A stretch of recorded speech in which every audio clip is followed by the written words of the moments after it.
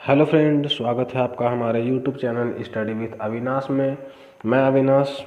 आज हम लोग पढ़ेंगे डायमेंशन के बारे में और ये हमारा जनरल साइंस का क्लास 3 है। दो क्लास हम लोग जनरल साइंस का पढ़ चुके हैं। दो क्लास में हम लोग क्या पढ़े हैं, एसआई यूनिट के बारे में पढ़ें और एसआई के संपूरक मात्रक के बारे में पढ़ें और व्युत्पन्न मात्रक के बारे में पढ़ें। और आज हम लोग पढ़ेंगे डायमेंशन के बारे में। तो डायमेंशन विमाएँ।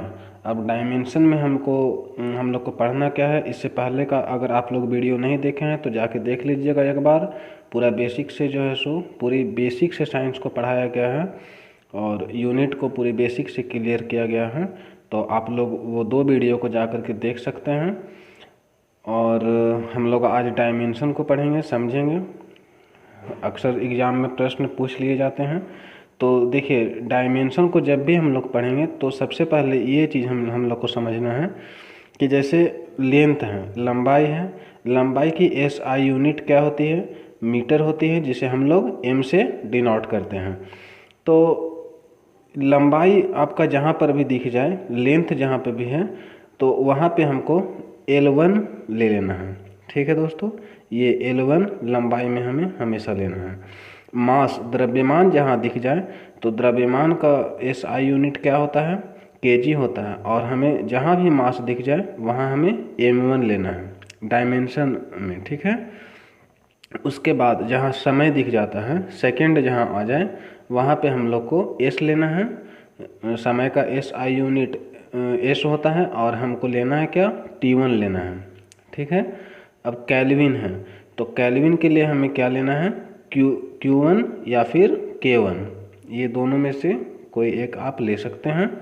एम्पियर जहाँ दिख जाए तो वहाँ A1 लेना है या I1। ठीक है। और एरिया इक्वल टू क्या होता है, लेंथ इनटू ब्रीथ होता है। तो लेंथ, इसे हम दोनों को लिख सकते हैं लेंथ इनटू लेंथ। इसलिए एरिया जहाँ दिख जाए वहाँ हमें L का पावर 2 लेना है। ठीक है। तो ये चीज़ आप समझ गए। जहाँ पे लेंथ लंबाई दिखता है वहाँ L1, जहाँ द्रव्यमान है, मास है, वहाँ M1, सेकेंड है, समय है, वहाँ T1 लेना है, केल्विन के जगह पे K1 लेना है, एम्पियर की जगह पे I1 लेना है और एरिया की जगह पे L2 लेना है। तो ये इतना क्लियर हो गया। अब चलिए हम लोग पढ़ते हैं इसे कि हम लोग कैसे डायमेंशन को निकालते हैं। अब आप देखिए, यहाँ पे आप देख पा रहे होंगे नोट्स में,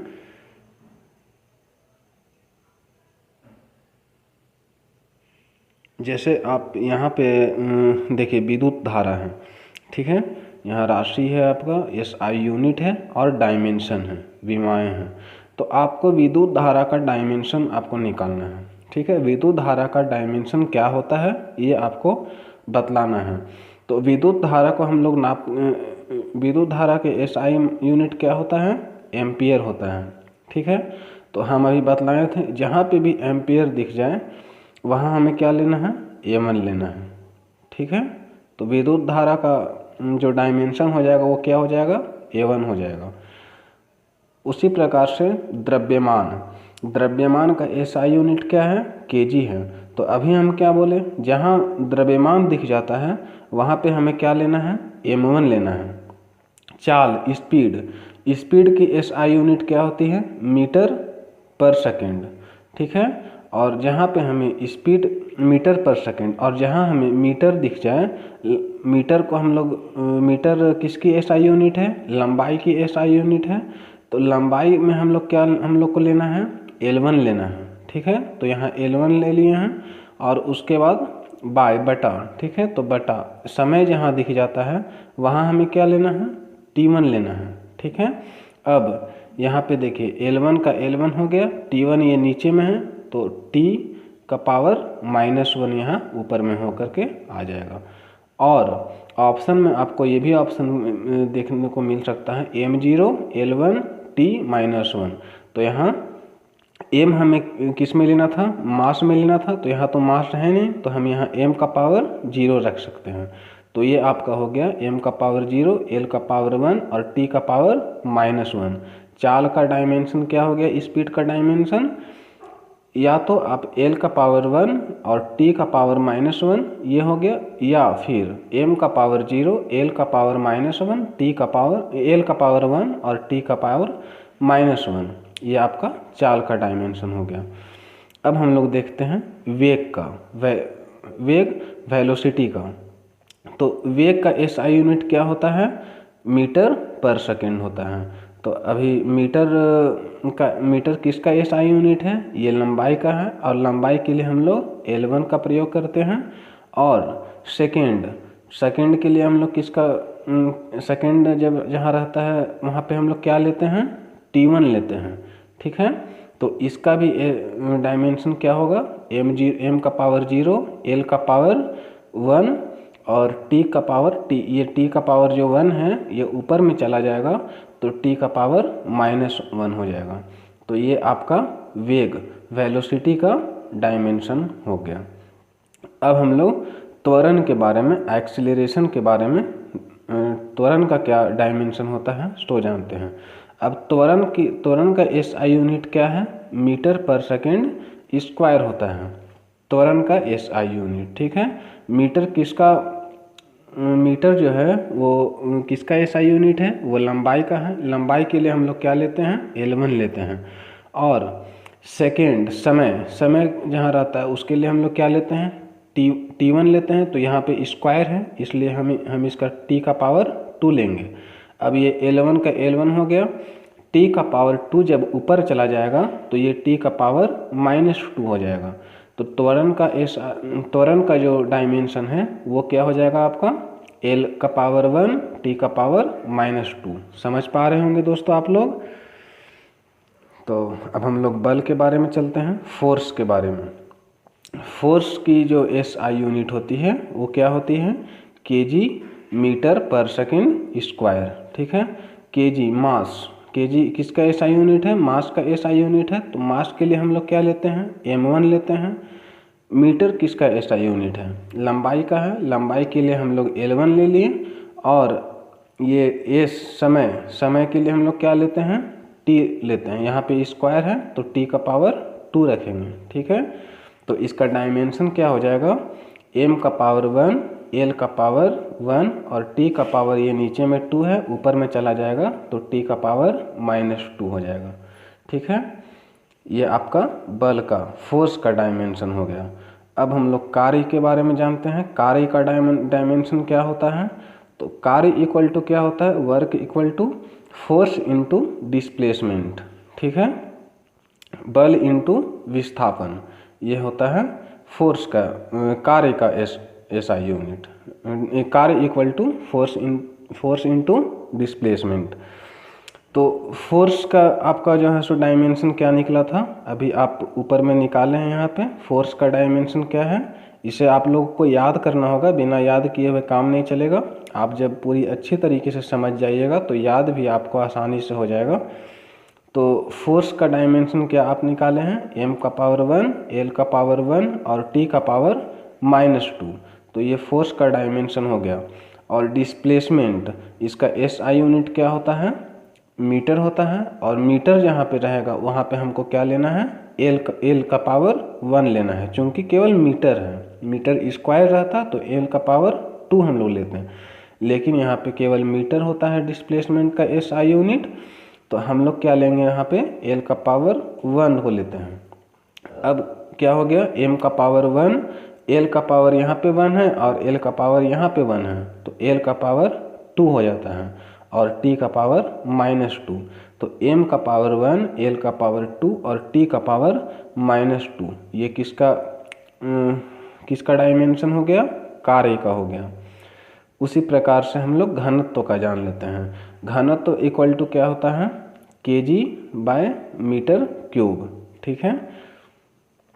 kg/मीटर क्यूब डेंसिटी, घनत्व, ठीक है। तो kg किसका एसआई यूनिट है, मास का एसआई यूनिट है। और मास जहाँ पे रहेगा वहाँ हम लोग क्या लेते हैं, m1 लेते हैं। और मीटर का किसका एसआई यूनिट है, ये लंबाई का है। तो लंबाई के लिए हम लोग l का प्रयोग करते हैं, चूँकि यहाँ पावर 3 है तो हम लोग पावर 3 लेंगे, ठीक है। अब m का पावर 1 और l का पावर यहाँ नीचे में 3 है, ऊपर में जाएगा तो l का पावर -3 बन जाएगा।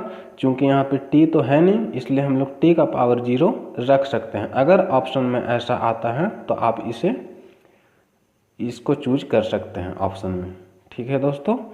अब हम लोग चलिए पावर के बारे में जान लेते हैं।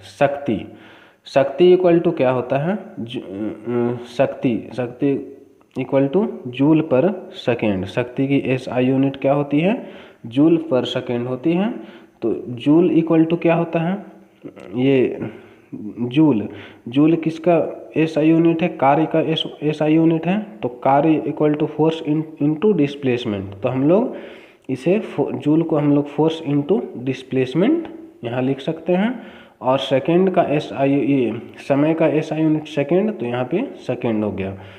तो फोर्स के लिए हम लोग डायमेंशन क्या निकाले हैं, m का पावर 1, l का पावर 1 और t का पावर -2, ये फोर्स का डायमेंशन निकाले हैं।